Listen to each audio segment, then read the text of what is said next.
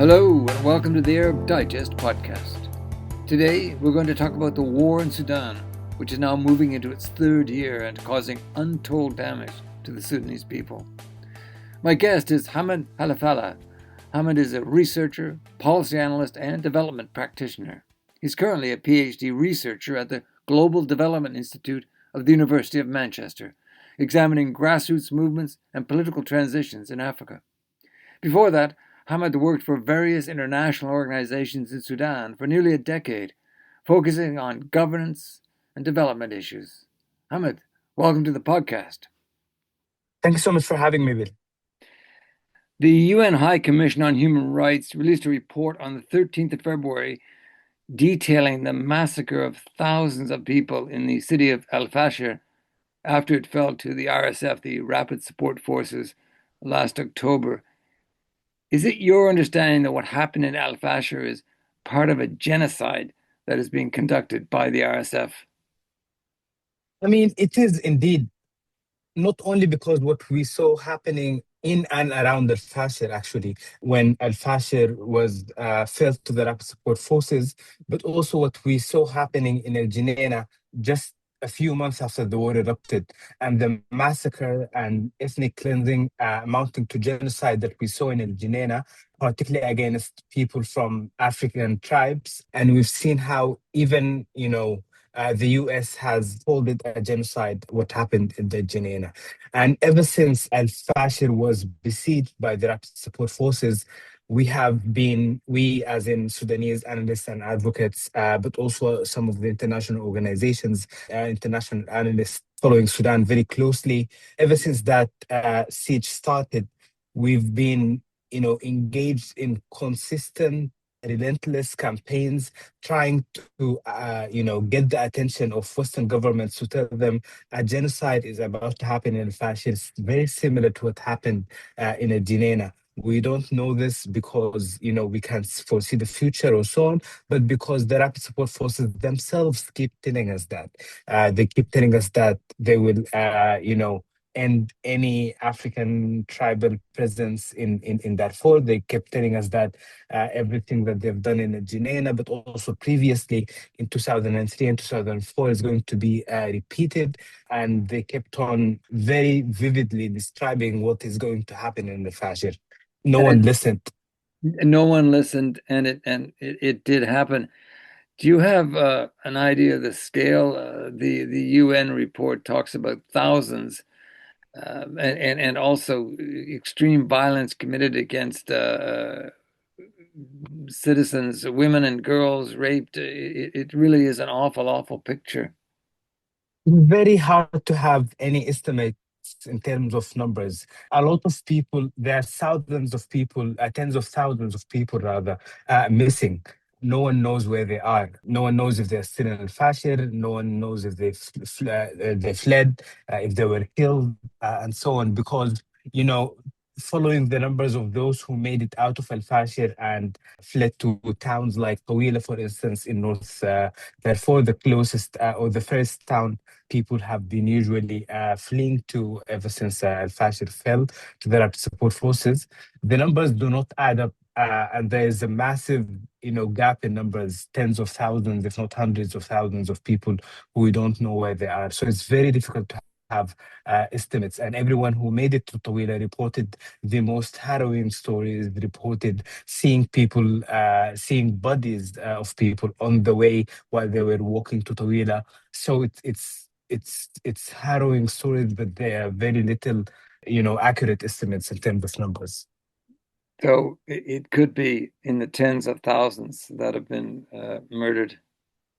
It could very well be in the tens of thousands. In Argentina, 2 years ago, what UN estimates were 15,000 people, and the estimates is that in a fashion, unfortunately, the numbers might be even higher. Mhm. And the situation elsewhere in Sudan, the figures are enormous. 12 million forcibly displaced by the war, 9 million internally, and then another 3.5 million fleeing to surrounding countries. What is the situation right now in Sudan? I mean, the situation is that if you are safe from direct bombing and shelling and if you're not necessarily caught in the crossfire, as the front lines of the war keep on shifting. Nowadays, it's more towards Kordofan or the larger Kordofan region, and so on, and also Blue Nile is emerging as a new front line for the war, and so on. If you're not in these very violent front lines, you're also living in places that are called relatively safe, but you are facing some other types of violence. You're facing hunger, you're facing lack of services in terms of healthcare, in terms of education, in terms of service provision like power, running water, the basics of human life. So even parts in the country that are being promoted as relatively safe, in particular Khartoum, for instance, which the government of Port Sudan or the government of the Sudanese armed forces have been very much trying to promote Khartoum as a safe city and that people should return and so on.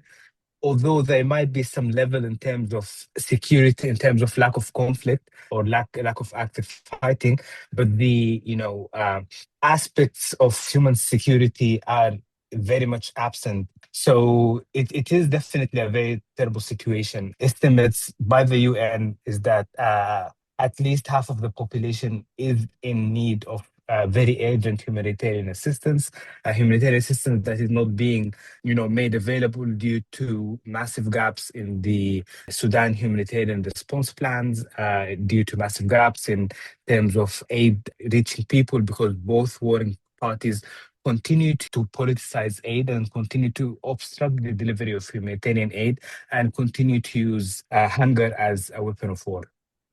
And much of the infrastructure of the country has been destroyed in the war.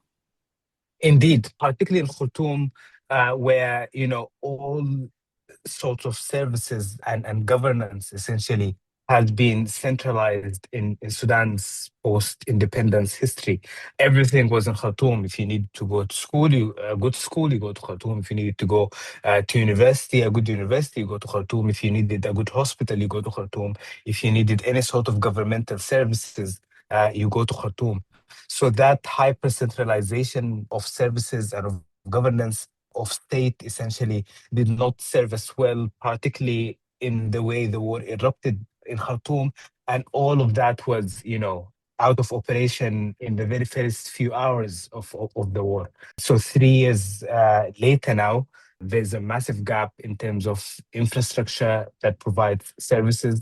If there is a way of seeing a silver lining, is that some of the states have started, trying to establish their own level of services in terms of establishing healthcare facilities, in terms of establishing some sort of state level services and so on. Obviously, very limited, still very much underfunded, still very much politicized or even targeted by the state itself. But there is some level of that emerging in other parts of the country. But in Khartoum in particular, there's been massive damage to the infrastructure, particularly in central Khartoum, where there's been fighting between the Rapid Support Forces and the Sudanese Armed Forces for months. And that is all, out of service, but also now that the war is still ongoing, it's very difficult to think about how would this reconstruction and rehabilitation happen outside a framework of peace and a political arrangement that ensures there's civilian authorities in place that would oversee this, that would get funding and mobilize resources externally and internally to support the rehabilitation and reconstruction of Sudan. But we are very far from that. Yeah, very challenging. I just want to come back to the situation in Darfur. The UAE, the United Arab Emirates, claims that it is not supplying weapons to the Rapid Support Forces. What do you make of that claim, Hamid? I mean, I have never seen such level of gaslighting on a global level as much as I've seen with the UAE claiming to not support the rapid support forces. Maybe this is only close to, Netanyahu gaslighting us about Gaza. But the UAE has been consistently saying that they are not supporting rapid support forces, despite, endless documentation from reputable organizations like the UN, like other international organizations, including Human Rights Watch and so on. So it just does not make sense. We live in a day and age where there is open source intelligence, where everyone using satellite can see what's happening, track flights flying from Abu Dhabi through different transit ports within the region in Africa, making their way to East Chad or to southern Libya and so on, and then weapons being channeled to the rapid support forces in different parts of the country. We've seen more recently, documentation of camps on the Ethiopian Sudanese borders where the UAE are, establishing their private international militia, the private Legon, and that being used as training hub for the rapid support forces. All of that is well documented, but they keep on gaslighting us. They keep on denying it and lying about it. And they do that while being protected by, the international community and Western governments, particularly the US, their very close ally. Yeah, yeah, that is the point. And so what you're saying, Hamid, is that the United Arab Emirates is supplying weapons that are being used by the RSF to commit genocide. Uh, Western governments are not calling the UAE out on that, just as, in fact, we here in the UK, the US are providing weapons to the IDF to commit a genocide in Gaza. Absolutely, that is exactly what it is. An actual, comparison is how the UK continues, for instance, to supply the United Arab Emirates with weapons. Very recently, there was a Guardian report that suggests that UK manufactured weapons made their way to Sudan and were being used by the rapid support forces in their genocidal kind of campaigns. Then the UK government held an internal investigation. So there's a lot of bias there, and we can't think of it as something that is subjective. But anyway, they concluded that there has been no UK-made weapons that made their way into Sudan. However, they continue selling arms to the United Arab Emirates, knowing very well that the United Arab Emirates supports the rapid support forces. So even if there is no documentation of these weapons making their way actually from the UK to Sudan, just supporting an actor that is, very well known, knowingly supporting one of the warring parties in Sudan is much more beyond complicity. It's actually being an active part of this war. You're listening to the Arab Digest podcast with me, William Law, and the Sudanese researcher and policy analyst Hamid Khalafallah. For more on what Arab Digest has to offer, head to our website, arabdigest.org, where you can find details on how to receive our daily newsletter for 2 months for free. Check us out at arabdigest.org. Why do you think that the UAE is so heavily committed to backing Hemeti, the leader of the RSF? What is the reason for the UAE's engagement with him? Well, it is not only about the rapid support forces, and it's not necessarily about Hemeti in particular, or even about Sudan. The UAE has, embarked on an imperial enterprise a few years ago, where they decided the Horn Africa, East Africa, but also they want to extend that more broadly within the African region, is going to be part of their empires in the way they would go and extract resources, kind of support their economy. And the UAE does not necessarily see states and understand states the way that we understand it, but also they take advantage of the fact that a lot of the countries or the states, particularly in the Horn and this part of the African continent, the kind of state making of exercise of these states was interrupted by a lot of catastrophes throughout their histories and so on. So these states are very weak in the sense that there is no, central state, or there is no a unified state that would, have control over the country and so on. And there's always presence of paramilitaries, of militias, of non-state actors playing different roles in these states. So the United Arab Emirates keep on using these attacks within the country to consolidate their control, to extract resources without being checked in any way, without having to do fair, trade agreements, without having to do business properly in any way. So it's a very new colonial imperial model that they are implying.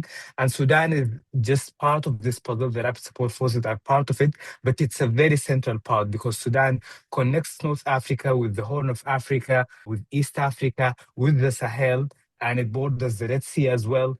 So it is the key piece of this puzzle, and this is why they're very much committed to supporting the rapid support forces and committee till the end.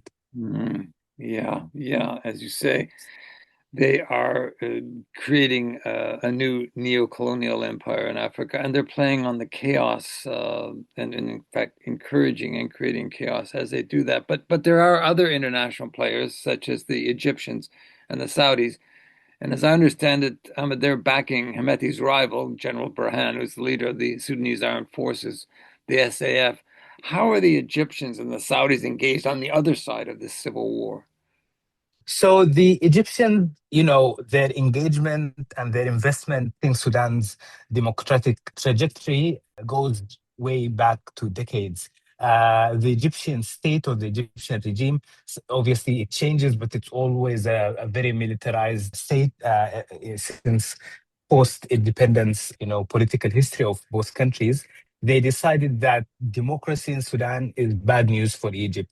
So many reasons, because they wanted to consolidate their militarized authoritarian rule in Egypt, and having democracy in their southern neighborhood would not be the best. But also because they view Sudan as their, strategic depth, as their kind of backyard, if you will. And to have control over the backyard, you need an authoritarian military rule that speaks the same language as you, that you can also control in many ways. So they very early on identified democracy in Sudan as a problem, and continued to obstruct every democratic transition in Sudan, including the latest in 2019 that started after the 2018-2019 revolution in Sudan. And this is why they have a long-standing relationship and partnership with the Sudanese armed forces. And this is why they're committed to supporting them more politically than militarily, because they can't necessarily afford it. And they have their own economic crises and own security issues, particularly with the war on Gaza being just on their borders as well. But politically, they've been supporting the Sudanese army. And previously, they were kind of supporting with airstrikes every now and then and so on. But now we're seeing reports of the southern borders of Egypt being also used as a base for drones and missiles, kind of firing from their borders, and also providing more technical support, but also more political support to help SAF acquire more arms. So, in addition to the decades of political support backing dictators for their own interests, blocking efforts of the people of Sudan to build democracy, they recently have started to support them militarily again with this drone bases in the north of Sudan. Drones being a cheap and an effective military option. But what about Saudi Arabia, Hamid? As for the Saudis, their policy and their strategy is to have a centralized, strong state in Sudan to ensure the security of the Red Sea, which is just on their borders. And, fragmentation in Sudan, they don't want to see it. They don't want to see, that sort of instability in Sudan. They think that the Sudanese armed forces can provide that sort of stability, state consolidation that would ensure the Red Sea security. My assessment is that is a very wrong assessment of the situation of what SAF is capable and willing to do or not. But this is how they view that and how they see it. And that's why they have been, entertaining the idea of supporting SAF and also supporting it under the table, if you will. But more recently, because of their rivalry with the United Arab Emirates, they have increased their public support to the Sudanese armed forces also as part of this rivalry. And as long as this rivalry continue, I think they will continue to be more committed to supporting SAF as, the opponent of the rapid support forces in this Sudan conflict. Yeah, that's the strategy of the Saudis. as you said quite rightly, the intensity of the rivalry between Saudi Arabia and the United Arab Emirates is increasing. But there it is. Sudan then becomes yet another battleground, a proxy battleground for these two extraordinarily wealthy and very powerful Gulf states. But I want to ask you now about the UK government and what it's doing or not doing in its efforts to work towards a ceasefire. Now, you mentioned that the government has decided that no weapons are ending up that we sell to the Emiratis are ending up in the hands of the RSF. As you pointed out, that was an internal investigation.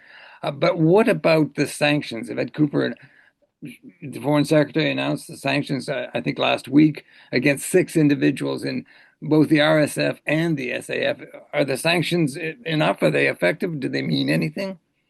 Not really, because these sanctions, and this goes obviously also to the US sanctions and the European Union sanctions, are being done in isolation of a broader strategy of how do you utilize whatever leverage that you're getting from these sanctions. Because, if you're not only using sanctions as punitive measures, but also as a strategic political measure, you need a process in place where whatever leverage comes out of these sanctions being imposed is channeled into this process and is being used to force these warring parties to act and behave in certain ways. But you're sanctioning them and then just sitting back, it's really useless, and it's also losing all your cards before you even have a process happening.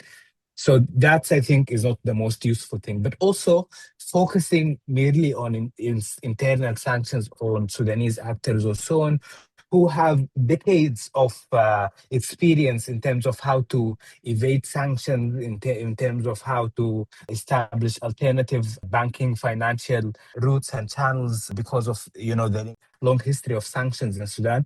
They know how to evade it. They know how to maneuver it and navigate that situation. What's more important is imposing sanctions on external actors, particularly, for instance, the UAE in this context, but also Egypt, Turkey, many other countries that to continue to channel weapons into Sudan to the different warring parties. There's a Darfur arms embargo from the UN that was extended, but I think it should be extended again. But the arms embargo should be extended to the entire country, not only to Darfur. This is the historic embargo that we inherited from the previous war on Darfur. Now this need to be updated and extended to the entire country so that every country channeling weapons to both warring parties is in direct violation of this embargo. The UK has also, so many roles to play as a pen holder on Sudan in the UN Security Council, which they haven't been using as much. My understanding is that this week there will be a UN Security Council meeting organized by the UK where they want to not very clear yet, introduce maybe a new resolution on Sudan or just provide updates or so on.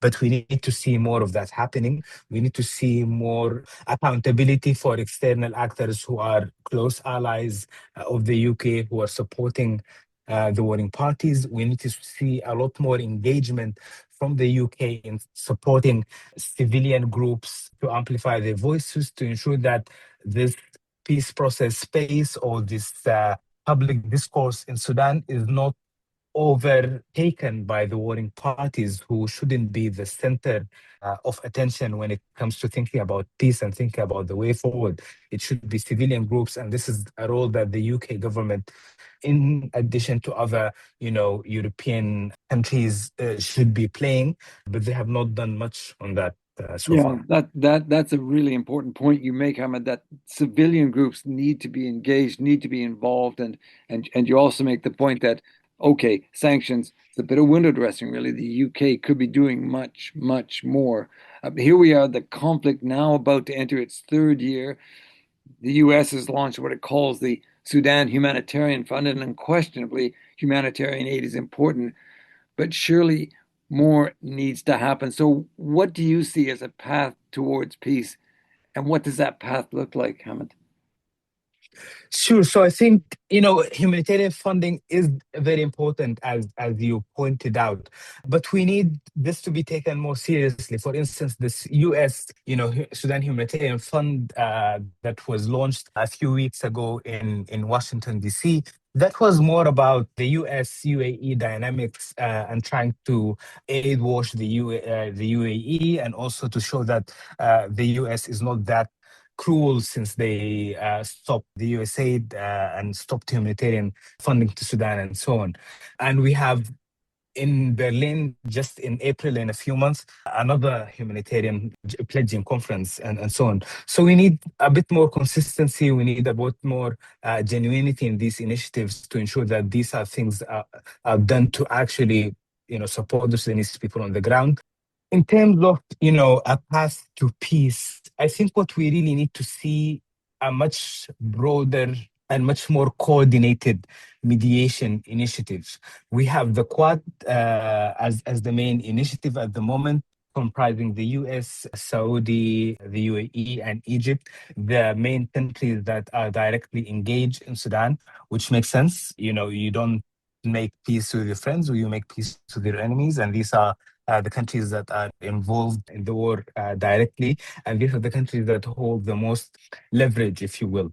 So it's important to have them. But also, you need to balance that out with actors, A, who have the interest, experience, capacity to, think more strategically, and not only see peace as a ceasefire kind of agreement, a very fragile one, in the way President Trump has been doing ceasefires across the globe. I think 8 or 7 by his count, but all of them would collapse, meanwhile it's being signed, and so on. So we need countries that think about this more strategically. We have the Quintet, which is the group of the multilaterals, the UN, the EU, the African Union, the IGAD, and the League of Arab States, and so on. But there needs to be more coordination between what the Quintet is doing and between what the Quad are doing. And countries like the Troika, for instance, the UK, Norway, and the US, and the broader European Union and other European governments, to be part of this mediation process, so that we can address the issue of Sudan in a more genuine way that centers civilians, that thinks beyond a fragile ceasefire, as I mentioned. Much work to be done, Hamid, and hopefully that work begins as soon as possible for the sake of the people of Sudan. I thank you for talking with me today. No worries at all. Thank you for having me. My guest today on the Arab Digest podcast was a Sudanese researcher, policy analyst, and development practitioner, Hamid Khalafallah. Arab Digest is an independent voice on the Middle East and North Africa. No sponsors, no advertising. Our support comes only from our subscribers. With all that's going on in the world and the huge challenges independent media is facing as the US and other democracies tilt towards authoritarianism, we need your help. We need your support. Head to the website, arabdigest.org. See what we have to offer you with our team of analysts, commentators, and writers, folks you will not find anywhere else. And while you're there, check out our offer of a free 2-month trial to our reader-supported daily newsletter. Follow us on Facebook, X, and LinkedIn, and search our library of more than 300 podcasts on Apple Podcasts, Spotify, SoundCloud, or other platforms. The podcast has had more than 250,000 listens since our launch, and we thank you for listening. I'm William Law, editor of the Arab Digest. Essential reading, essential listening from independent sources.